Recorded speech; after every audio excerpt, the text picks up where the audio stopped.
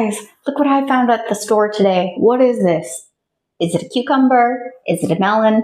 Let me explain. We call this sambar kakadi or sambar cucumber. And it is actually an unsweet culinary melon. The British, when they came to India, incorrectly labeled this as a filled marrow or marrow. Not sure the pronunciation on that one. But because the flesh doesn't fall apart when it cooks, they incorrectly called it as a marrow. So let's cut this baby open and see what it looks like inside. Now, if you're thinking that this thing looks an awful lot like an American football or a rugby ball, it's roughly the same size, but it's definitely a lot heavier. Just gonna cut the vine end off of here. This flesh is white. Looks nothing like the inside of a rugby ball, trust me.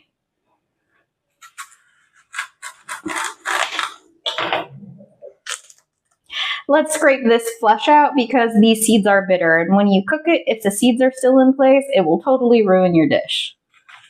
This flesh just comes right out.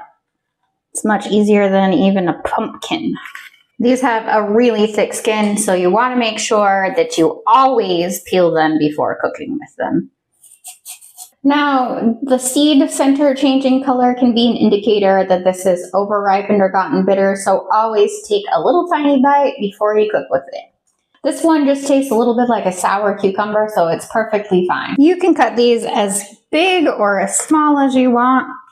I use about 1-inch cube size. I'm making sambar today, which is a South Indian stew made of boiled tur dal and some vegetables. Now, today we're using that Mangalore kakadi, but you can also add bottle gourd or a pumpkin. It's really quite versatile, and you can also make it as thin or as thick as you like. I've already pre-rinsed and drained these tur dal.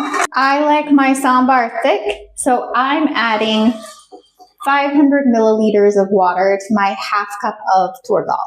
And I have 1 teaspoon of salt, a 1/4 teaspoon of turmeric powder, and 1 teaspoon of oil.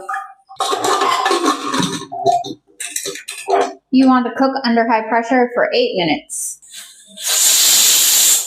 Our lentils are done, so I'm just going to whisk this with my wire spoon to break it up. To this, we add our sambar kakadi. I also have 1 medium tomato and 1 medium onion. I'm also adding 1 cup of water. And you'll pressure cook on high for 1 more minute. The pressure is released from our pressure cooker. Our vegetables are nice and tender. So I am going to add 1 heaping tablespoon of sambar masala powder and 1 teaspoon of jaggery powder. You just want to give this a stir. Now it's time for our tadka. We're going to add 1 teaspoon of mustard seeds, 1 teaspoon of cumin seeds, and 2 sprigs of curry leaves.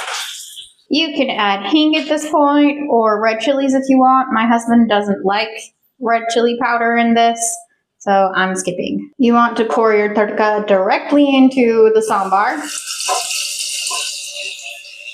and stir.